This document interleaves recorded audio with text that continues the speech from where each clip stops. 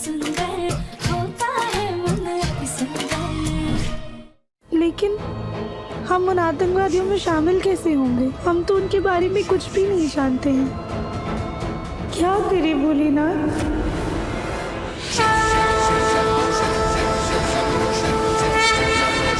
सवारी वाला आया, सवारी वाला।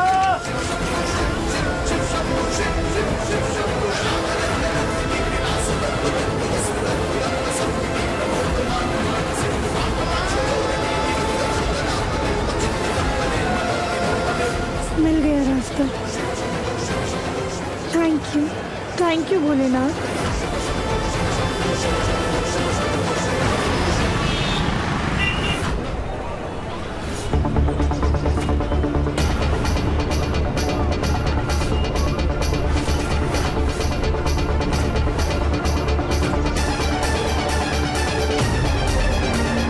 हमें इस रद्दी वाले से बात करनी होगी, पर कैसे करें?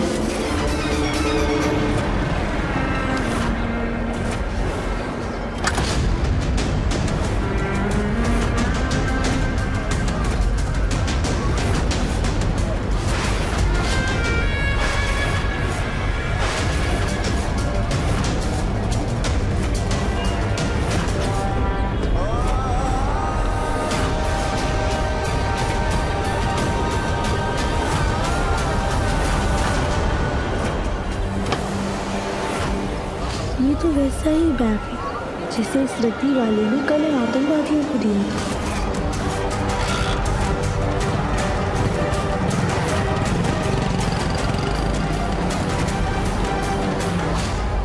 ए भाई, ए रुको, तुम गलत बैग ले जा रहे हो।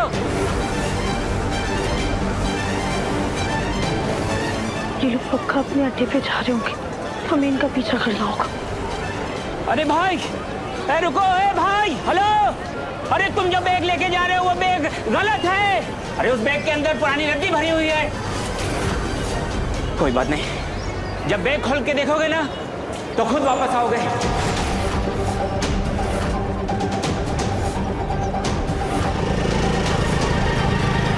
आतंकवादियों तक पहुंचने का रास्ता मिल गया।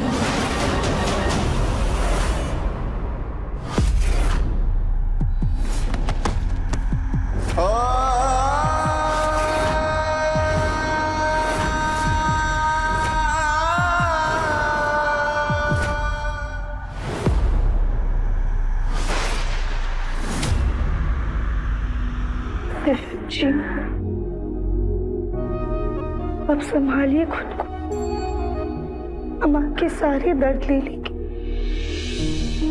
पर आप हिम्मत रखिए।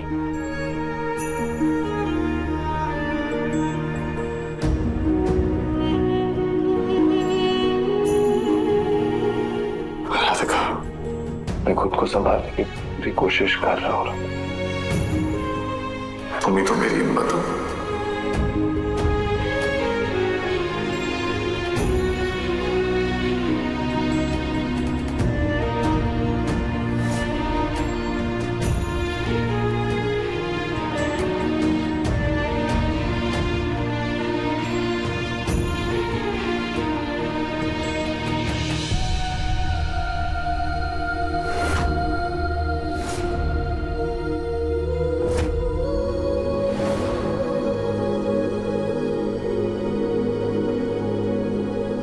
सर जी, इतने दर्द में भी ये मुस्कुरा कैसे रहा है?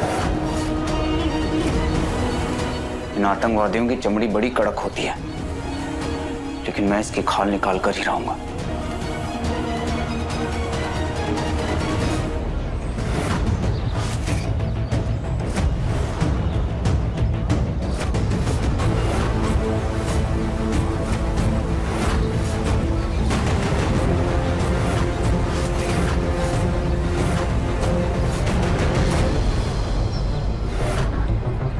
जी, क्या चाहिए आपको?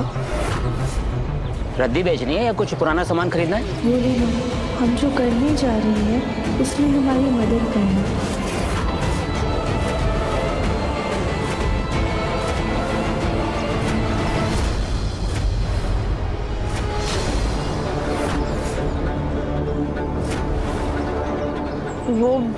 जो गलत बैग आ गया था, हम सब सही बैग लेने आए हैं। पहले आपको कभी नहीं देखा?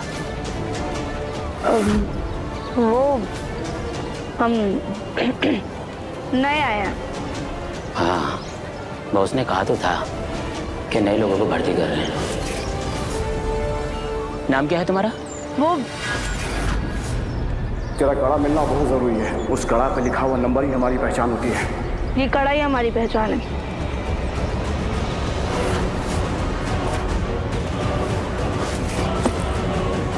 रुको, संगठन का नारा बताओ हमारा। बर्बादे जहां। तो फिर इतना टाइम क्यों लगाया? वो नए आए हैं तो थोड़ा घबरा गए थे। ठीक है, जाओ। अच्छा हुआ हमने संगठन के बारे में सारी इंफॉर्मेशन, सारी न्यूज़ देख ली थी, पर हमें ये तो पता ही नहीं है कि वो लोग छुपे कहाँ हैं। फिर ये बैग लेकर कहाँ जाए?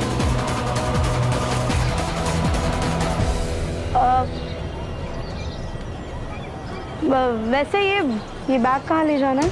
क्या अड्डे का पता नहीं मालूम? वो हमसे कहा गया था कि जो रद्दी वाली दुकान पर बैठते हैं ना, वो बहुत ही ज्यादा होशियार और भरोसेमंद साथी हैं। अगर हमने उनका टेस्ट पास कर लिया तो वो हमें पता बता देंगे।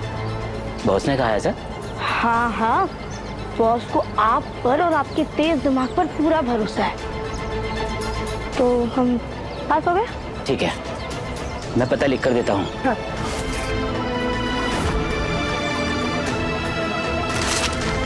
ये लो पता।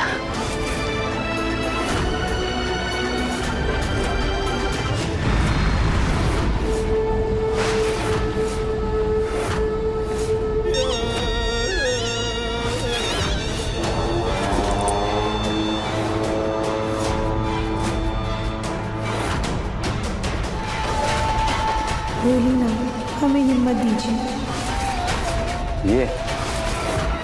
ये औरत कहाँ से आ गई? बॉस, वो भी लड़की बोल के गई थी ना कि कोई नई सिपाही आई है, शायद वही है ये।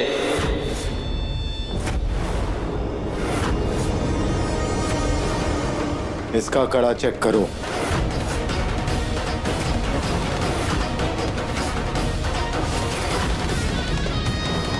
देख, तेरा कड़ा मिलना बहुत जरूरी है। ये तो वही टेररिस्ट है जिसका कड़ा हमारे पास है। कहीं ये अपना कड़ा पहचान ना ले।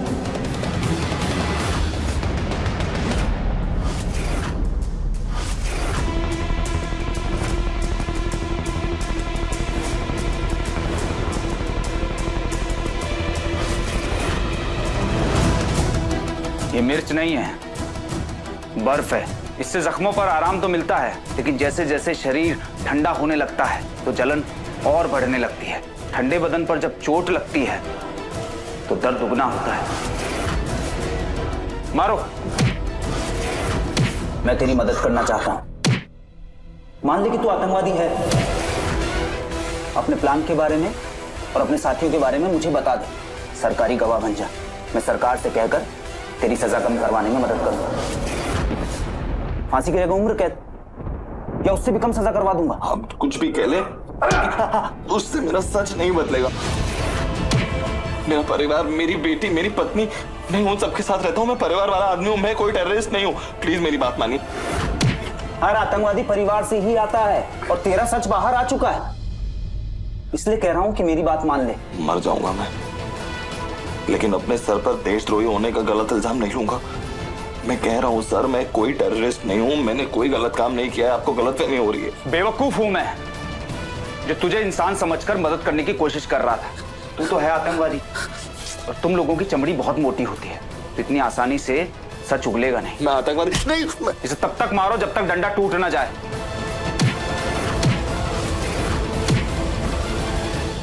ना कड़ा दिखाओ।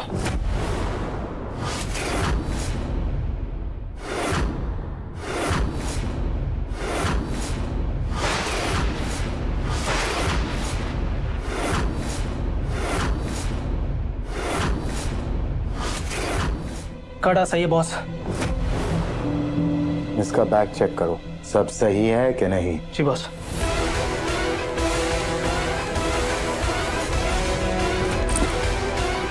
बॉस, सामान तो ठीक है, लेकिन क्या? ये औरत इतना मोटा शरीर लेके हमारे गिरोह में शामिल कैसे होगी? बॉस, इसको देख के लगता नहीं है हमारे कुछ काम आ सकती है। नहीं बॉस, आप हमारे शरीर के आकार पे मत जाइए, हम बिल्कुल फिट हैं। पर इतने भारी शरीर के साथ तुम दौड़ोगी कैसे? हमारे काम में तो बहुत भागना पड़ता है, हमें हाथी की नहीं, एक चीते की फुर्ती वाले इंसान की जरूरत है।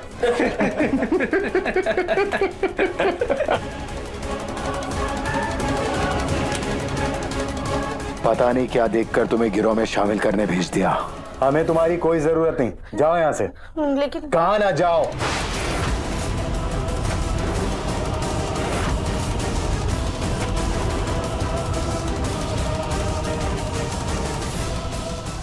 भोलेनाथ जी, आपने इशारा दिया, अब आप ही कुछ कीजिए। अपने देवेंद्र जी को बचाने के लिए हमें इनके ग्रुप में शामिल होना ही होगा।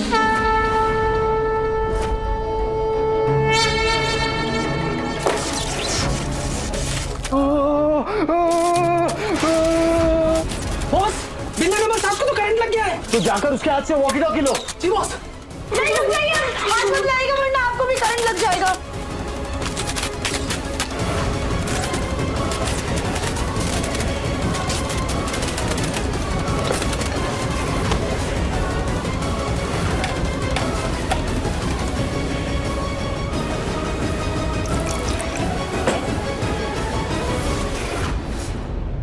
भाई तू ठीक है ना? इनके हाथ में जहाँ करंट लगा है ना, वहाँ नारियल तेल से मालिश कर दीजिएगा, इन्हें आराम मिलेगा। ठीक है। हमने तुम्हें कमजोर समझा था, लेकिन तुम्हारे शरीर की तरह तुम्हारी हिम्मत भी बड़ी है। शाबाश, जो कोई नहीं कर पाया वो तुमने कर दिखाया। लगता है तुम हमारे गिरोह में शामिल होने लायक हो।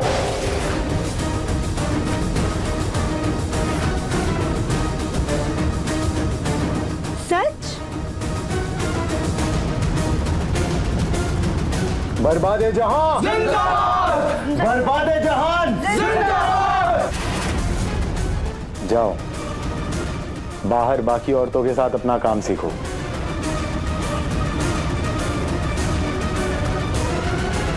ए रुक।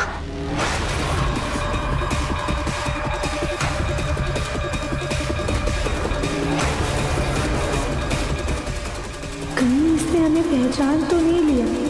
इसे हमारा चेहरा तो ढका था शॉल से।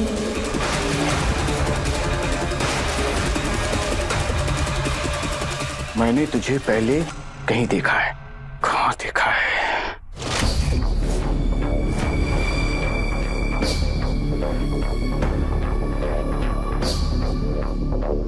लड़की देखी नहीं और तू शुरू हो गया। हाँ वैसे ये बातचीत पढ़ाने का तरीका बहुत पुराना हो गया, कुछ नया कीजिए। बॉस मैं। चलो सब लोग अपने अपने काम पे लगो। तुम दोनों भी अपने अपने काम पे चलो। चलो।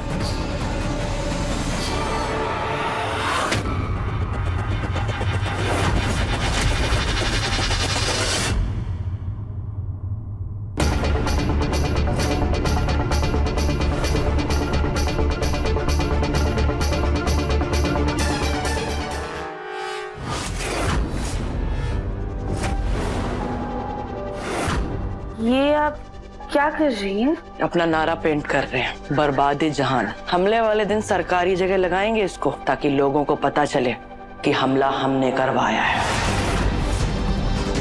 क्या हुआ, डर गई? नहीं, हम क्यों डरेंगे? हमें तो बस उस दिन का इंतजार है। सच में जल्दी आए वो दिन।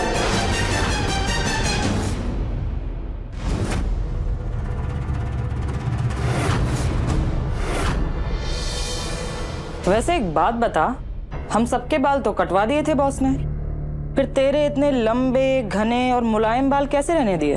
वो हमने उनसे कहा कि अगर हमारे बाल लंबे रहेंगे तो किसी को शक नहीं होगा, इसलिए रहने दिया। ओह, वैसे हम अपने मकसद को अंजाम कैसे देने वाले हैं? पहले पुलिस स्टेशन से हम उस जहरीले सिलेंडर को अपने कब्जे में लेंगे, फिर अपना मकसद पूरा करेंगे। उस जहरीली गैस को पूरे कानपुर में फैलाएंगे। जब उससे काफी लोग मरेंगे तब सरकार के कान खुलेंगे। फिर सरकार हमारे लोगों को रिहा करेगी। ये तो पूरे कानपुर को बर्बाद करना चाहते हैं। हम ऐसा नहीं होने दे सकते।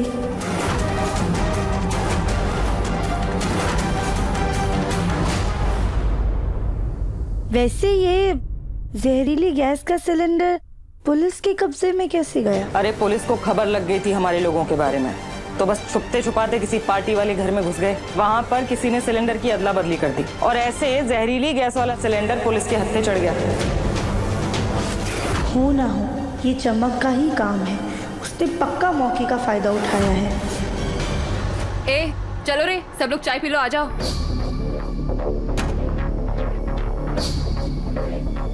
अच्छा सुनो, तुम यहाँ सबकी मदद कर दो, हम बाकी लोगों को चाय दे देते हैं। शायद अंदर कुछ और प्लान का पता चले।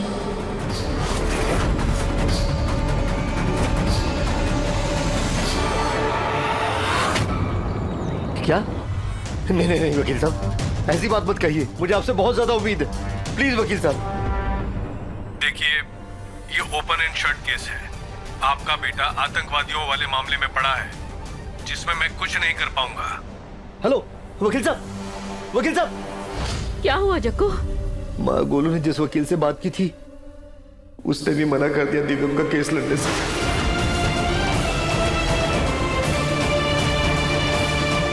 नहीं नहीं नहीं नहीं नहीं नहीं नहीं, ऐसा नहीं हो सकता। सुना पापा कुछ करिए, कुछ तो करिए। वो कड़ा जो राधिका को मिला था ना, वो वकील को दिखाइए ना। कुछ तो करिए। चाची, सास जी, वो कड़ा तो शायद देवरानी जी के पास है। क्या? हाँ चाची, सास जी, हो ना हो वो जरूर कुछ जुगाड़ करने गई होंगी। वो तो इस घर की हर मुश्किल का सामना डट कर की हैं। बस खाली उस दगाबाज लड़की का हमारे सामने नाम भी मत लेना। हमारे बच्चे को मुसीबत में अकेला छोड़ करके महारानी जी अपने मायके आराम फरमाने गई। नहीं सुजाता, राधिका ऐसी नहीं है। कली बिल्कुल ठीक कह रही है। अरे हमें ये नहीं भूलना चाहिए कि कैसे उसने अपनी जान पर खेलकर दिव्यम की जान बचाई थी उस इच्छाधारी नागिन से, और कैसे उसे जेल से छुड़ा कर लाई थी। वो जरूर कुछ न कुछ सोचकर ही इस घर से गई होगी।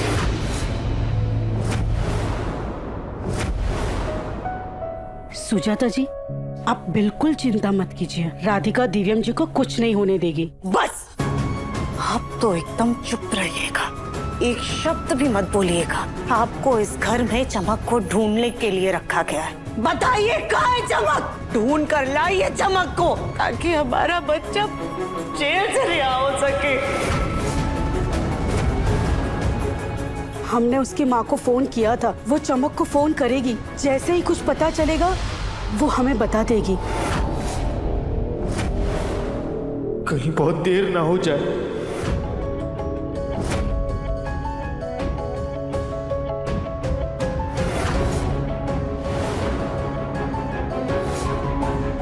क्या हुआ गोलू बेटा? बुरी खबर है पापा। मैं दिव्यम से मिलने पुलिस स्टेशन गया था। वहां जाकर पता चला कि दिव्यम के केस की सुनवाई की तारीख आ गई।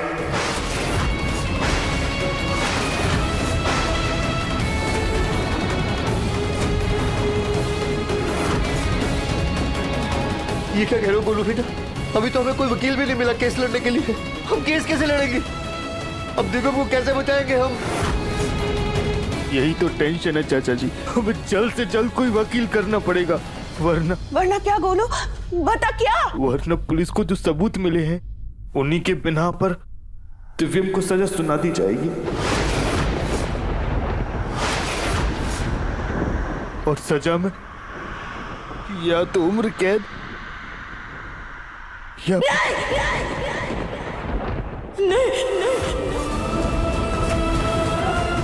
नहीं बोलू। आगे कुछ मत कहना।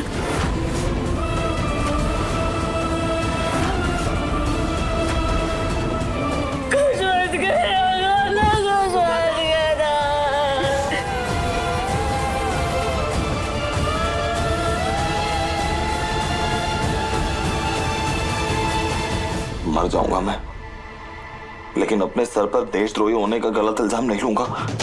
मैं कह रहा हूँ सर, मैं कोई टेररिस्ट नहीं हूँ, मैंने कोई गलत काम नहीं किया है, आपको गलतफहमी हो रही है। बेवकूफ हूं मैं जो तुझे इंसान समझकर मदद करने की कोशिश कर रहा था। इसे तब तक मारो जब तक डंडा टूट ना जाए। हम सबके लिए चाय लेकर आए थे।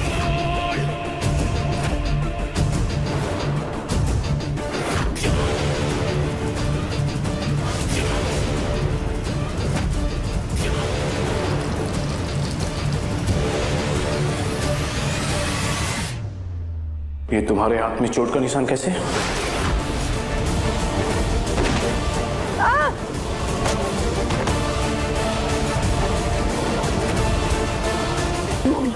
वो हम मुक्केबाजी की प्रैक्टिस कर रहे थे तो हमारे हाथ में लग गया था।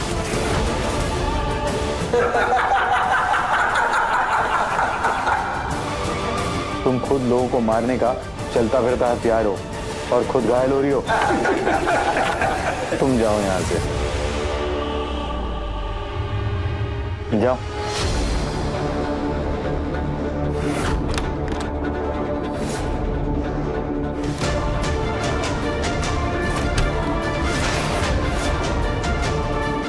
इन लोगों को तो हम पे भरोसा ही नहीं है और वो आतंकवादी को हम पर शक भी है। अब आगे कुछ भी करने से पहले हमें इन लोगों का भरोसा जीतना होगा। बॉस, आपने अचानक क्यों बुलाया? मुझे अभी अभी पता चला है कि हमारे बीच एक जासूस घुस आया है।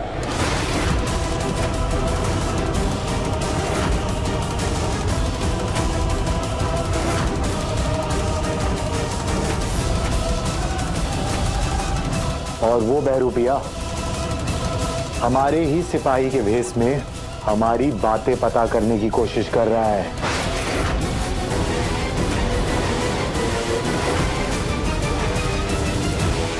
आज तुम सब लोग की तलाशी ली जाएगी।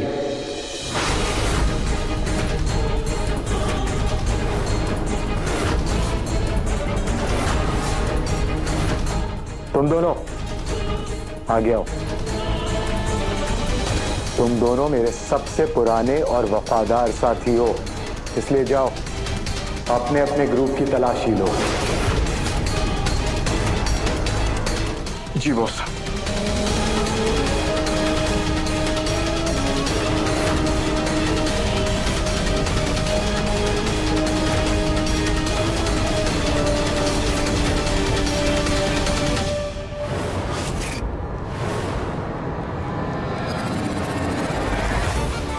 हे भगवान, हमारी पॉकेट में तो डिक्टाफोन है। अगर हम पकड़े गए तो ये लोग हमें मार देंगे और दिव्यम जी की बेगुनाही साबित नहीं हुई तो कानून दिव्यम जी को सजा दे देगा। अब क्या करें हम भोलेनाथ, कैसे निकले इस दुविधा से?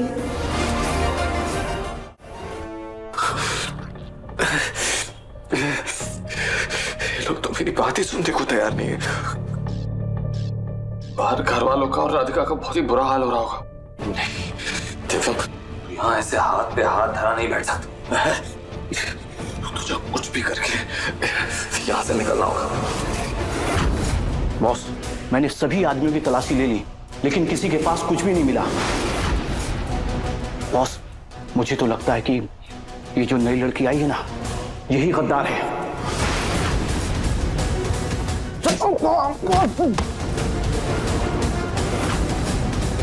ज्यादा दिमाग लगाने की जरूरत नहीं है।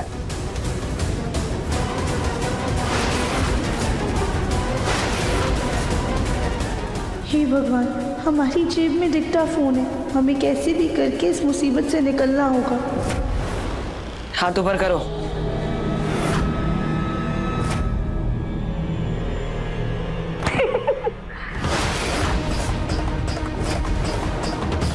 अरे क्या कर रही है?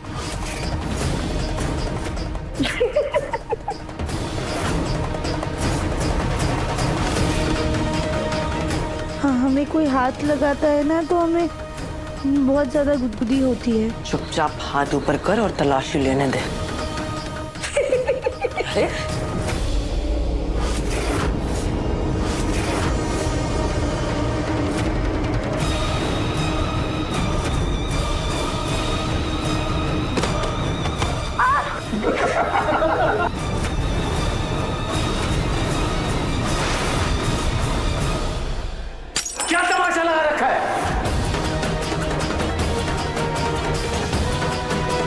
अब देखता हूं कि कितनी हंसी आती है तुझे।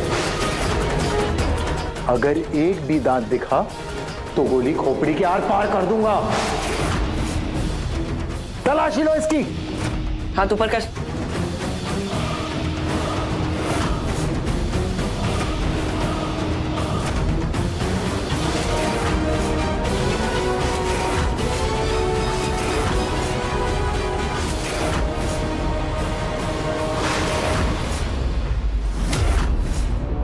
बॉस, इसकी जेब में कुछ नहीं।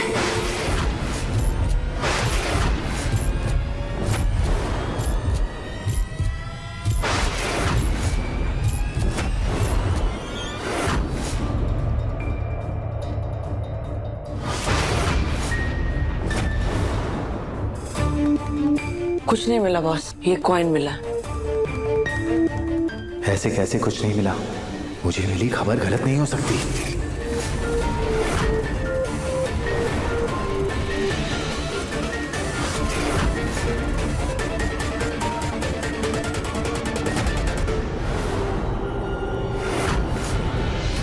सब जाओ, अपना अपना काम करो।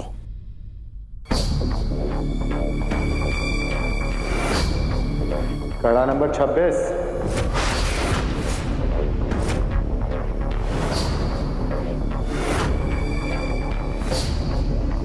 अपने बाल खोलो। अगर हमने अपने बाल खोले तो हमारा माइक्रोफोन नजर आ सकता है। हे भोलेनाथ, अब हम क्या करें? क्या हुआ?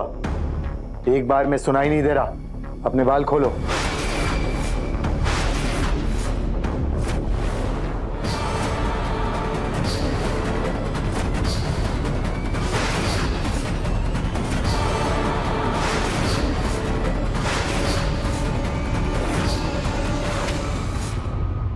इतने लंबे बाल। हमारा काम बहुत मेहनत और भागदौड़ का है। तुम अगर इतने लंबे बाल रखोगी तो सजने संवरने में ही रहोगी। हमारा काम कब करोगी? इसलिए हमारे मकसद के लिए तुम्हें अपने बालों की कुर्बानी देनी होगी।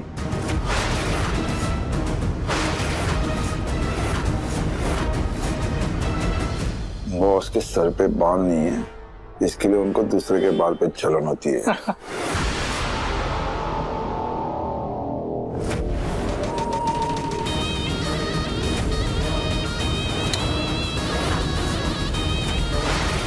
ये चाकू लो और अपने हाथों से अपने बाल काट दो। और अगर नहीं तो हमारा कोई साथी तुम्हारे बाल काट देगा।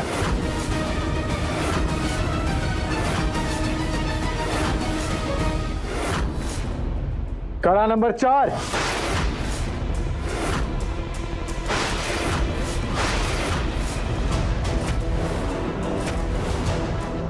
ये चाकू लो और इसके बाल अपने जैसे काट दो।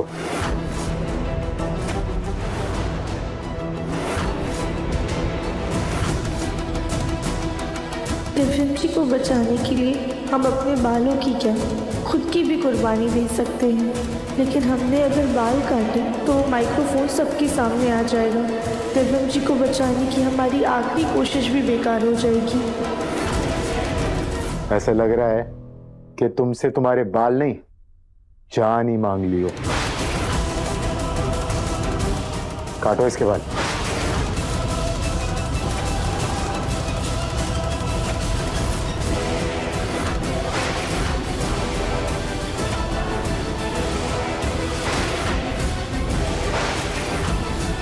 बॉस,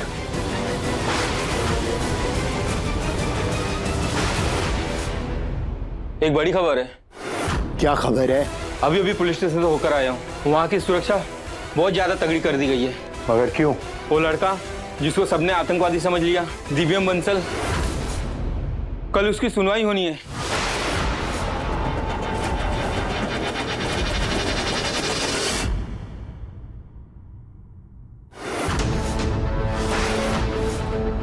क्या है इन पेपर्स में? इन पेपर्स में लिखा है कि तुम्हें अपना जुर्म कबूल है कि तुम एक आतंकवादी हो। और इसमें लिखा है कि हमें जो बम वाला सिलेंडर तुम्हारे घर से मिला था वो तुम्हारा ही है। तुम कुछ गुटों के साथ मिलकर देश को बर्बाद करने की प्लानिंग कर रहे थे। ये सब कुछ तुम्हें कबूल है, अब बस इस पर साइन कर दो।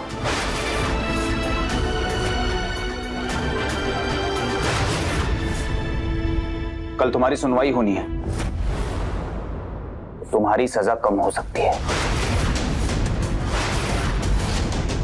मतलब आप चाहते हैं कि मैं इस झूठे बयान पे साइन करके मंजूर कर लूं कि मैंने ये सब कुछ किया है? मैं तुम्हें सिर्फ बचाना चाहता हूं। बकवास! आप मुझे कुछ बचाना नहीं चाहते। अगर आप सच में मुझे बचाना चाहते ना तो जाके उस घूंघट वाली औरत को पकड़ने की कोशिश करते जिसने मुझे यहाँ फंसाया है। ये झूठे कबूलनामे पे मेरी साइन लेने की कोशिश नहीं कर रहे होते आप। वो जो टेररिस्ट बाहर हैं, जो इस देश को बर्बाद करना चाहते हैं, इस शहर को बर्बाद करना चाहते हैं, उसे पकड़ने की कोशिश कर रहे होते। तमीज से बात कर। बाहर में गई आपकी तमीज। आप चाहते हैं कि मैं इस झूठे कबूलनामे पे साइन कर लूं, क्यों? ताकि आपको प्रमोशन मिल सके, देशभक्ति का मेडल मिल सके आपको। लेकिन एक बात अच्छे से याद रखना, मैं ऐसा कुछ नहीं करूंगा।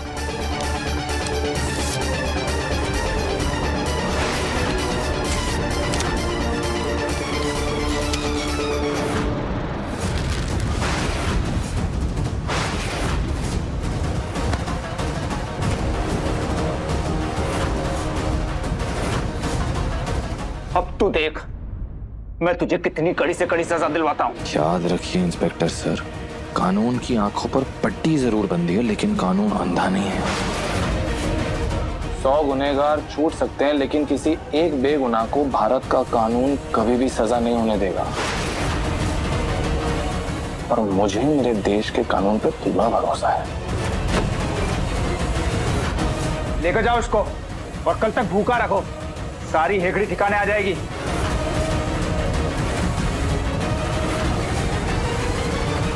उसकी सुरक्षा को लेकर पुलिस स्टेशन में काफी सिक्योरिटी बढ़ा दी है ताकि उसको सेफली कोर्ट तक पहुंचाया जा सके, और साथ ही साथ सारे सबूत कोर्ट में पेश किए जाएंगे। इसका मतलब हमारा सिलेंडर भी कोर्ट ले जाया जाएगा।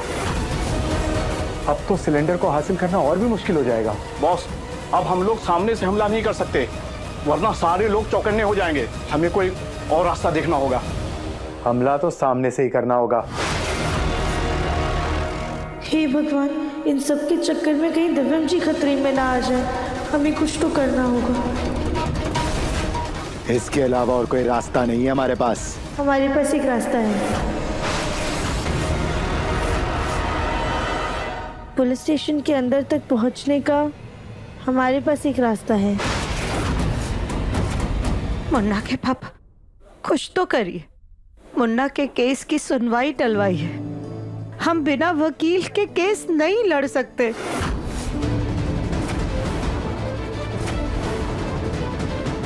मुझे खुद समझ में नहीं आ रहा कि क्या करना है।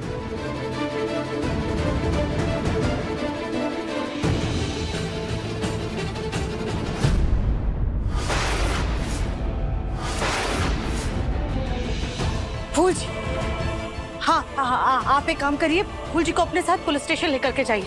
जब पुलिस वालों के सामने फूल जी सब सच बताएंगी तो क्या पता पुलिस वाले हमारे मुन्ना की बात पर विश्वास कर ले।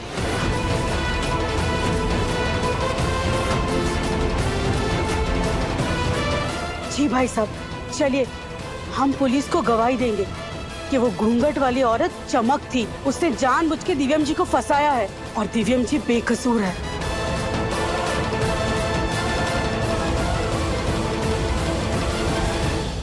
नहीं समझन जी, बिना ठोस सबूत के पुलिस आपकी बात नहीं मानेगी। आप वैसे भी पार्टी में नहीं थी। भाई साहब, लेकिन हमारे पास वो कड़ा है ना। हम जब पुलिस के सामने सबूत के तौर पर वो कड़ा पेश करेंगे तो क्या पता मुन्ना के केस की सुनवाई टल जाए। हाँ जग्गू, हम एक कोशिश तो कर सकते हैं ना। लेकिन कड़ा कहाँ से आएगा चाची जी? राधिका का फोन तो बंद आ रहा है। क्या?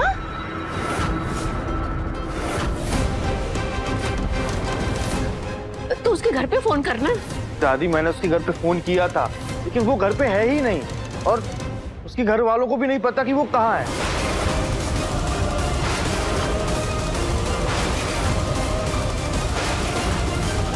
क्या? वो यहाँ से तो यही बोल के गई थी कि वो अपने मायके जा रही है।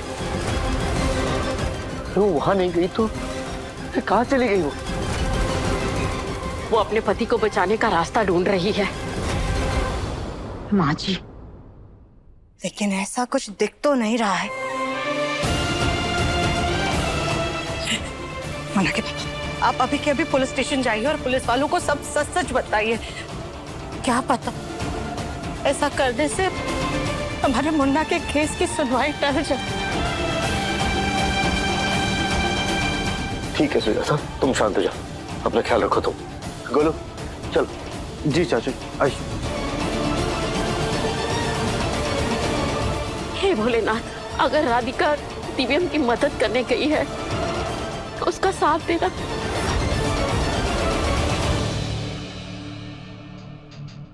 तू कल की आई लड़की मुझे बताएगी क्या क्या करना है?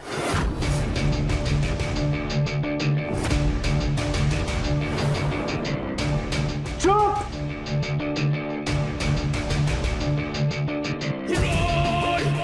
ये लड़की ढंग की बात कर रही है और तुम लोग हंस रहे हो। नालायको, अपने आप को 30 मार खा समझ रहे हो? बता क्या तरकीब है तुम्हारी? लेकिन याद रखना, अगर मुझे तरकीब पसंद नहीं आई तो अभी के अभी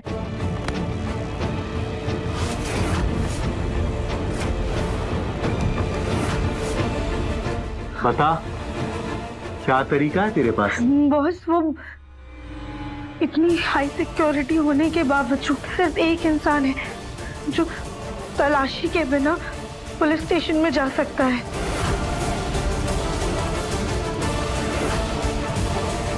अरे साहब, कब तक रहेगा वो जेल में? एक बार पक्का सबूत मिल जाए कि वो किस गिरोह से जुड़ा है, किनके लिए काम करता है, फिर तो केस ओपन एंड शट है। पुलिस स्टेशन के बाहर जो चाय बेचता है वो।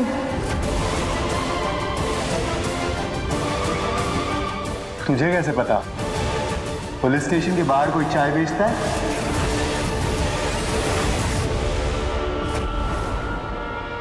कड़ा? कैसा कड़ा?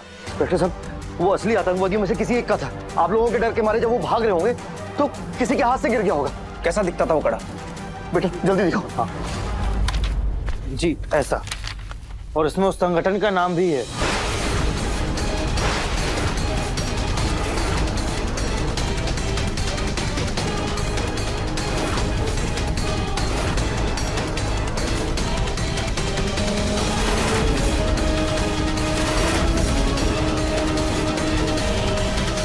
इंस्पेक्टर साहब, मेरा बेटा निर्दोष, उसने कुछ नहीं किया, प्लीज उसे छोड़ दीजिए। हाँ वो तो ठीक है, लेकिन मुझे ड्राइंग नहीं, असली कड़ा चाहिए।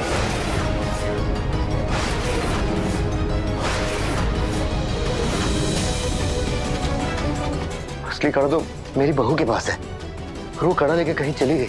ओ कड़ा बहू लेकर चली गई? जी।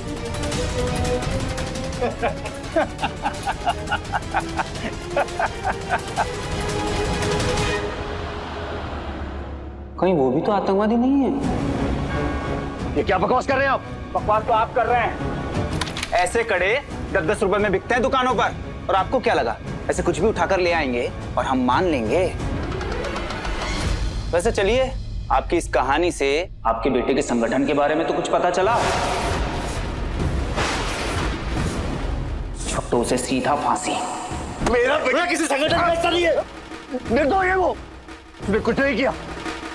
ये बहुत जल्द साबित हो जाएगा। लेकर जाइए इनको, नहीं तो इनको भी बंद कर दूंगा अंदर। हम जा रहे हैं, हम जा रहे हैं। इसने किया मेरे बेटे ने। चलिए चलिए। हम तो पुलिस स्टेशन के पास जाने से भी कतराते हैं। तुम्हें कैसे पता चाय वाले के बारे में? वो बॉस, गिरोह में शामिल होने से पहले हम पुलिस स्टेशन के पास में जो बाजार है वहाँ काम करते थे। हमने वहाँ पे चाय वाले को देखा था, तो हमें लगा कि ये तो बहुत आसानी से हमें पुलिस स्टेशन के अंदर घुसवा सकता है। आप सोचिए, अगर किसी दिन चाय वाले की तबीयत खराब हो जाए तो उसकी जगह उसकी माँ या बहन पुलिस स्टेशन के अंदर जा सकती है। इससे हमारा मकसद बहुत आसानी से पूरा हो जाएगा और किसी को शक भी नहीं होगा।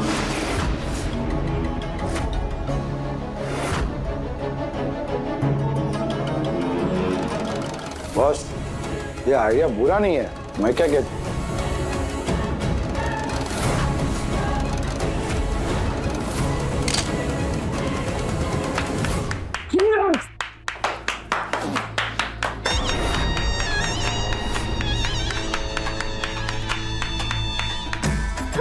बहुत बढ़िया सुझाव दिया है तूने लड़की। कल सुबह हम उस चाय वाले को अगवा करके उसकी जगह अपने किसी साथी को उसकी माँ या बहन बनाकर पुलिस स्टेशन में भेज देंगे और साथ में भेजेंगे स्मोक बॉम्ब, ताकि वो वहां पर धुआं करके सबको बेहोश कर सके। हमारा सिलेंडर वहां से निकाल लेगी। सवाल ये है कि हमारे साथियों में से वहां जाएगा कौन? उसकी माँ या बहन कौन बनेगा?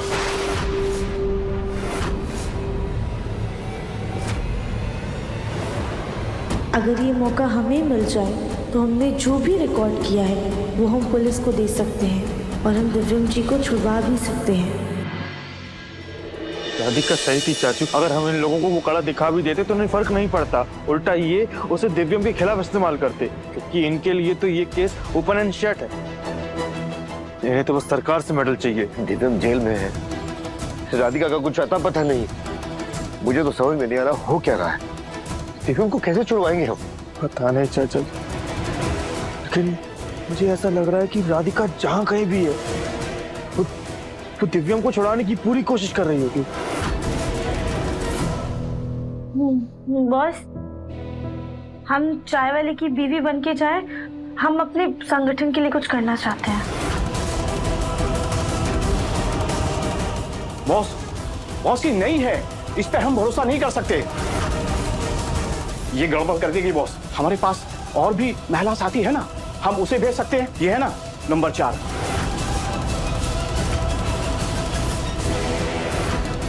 ऐसे तो हमारा प्लान फेल हो जाएगा। हे भगवान, हमारी मदद कीजिए।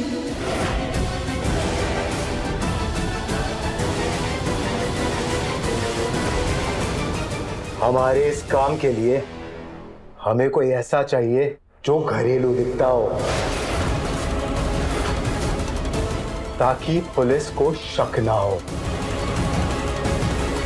इसकी कद काठी डोल डाल को देखकर पुलिस वालों को इस पर शक हो जाएगा, लेकिन अगर हम इस नई लड़की को उस चाय वाले की बहन बना के भेजें तो इस पर कोई शक नहीं करेगा।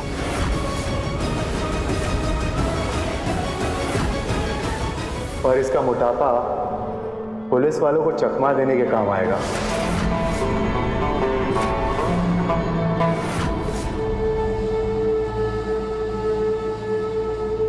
बर्बादे जहां जिंदाबाद, बर्बादे जहां जिंदाबाद, बर्बादे जहां जिंदाबाद।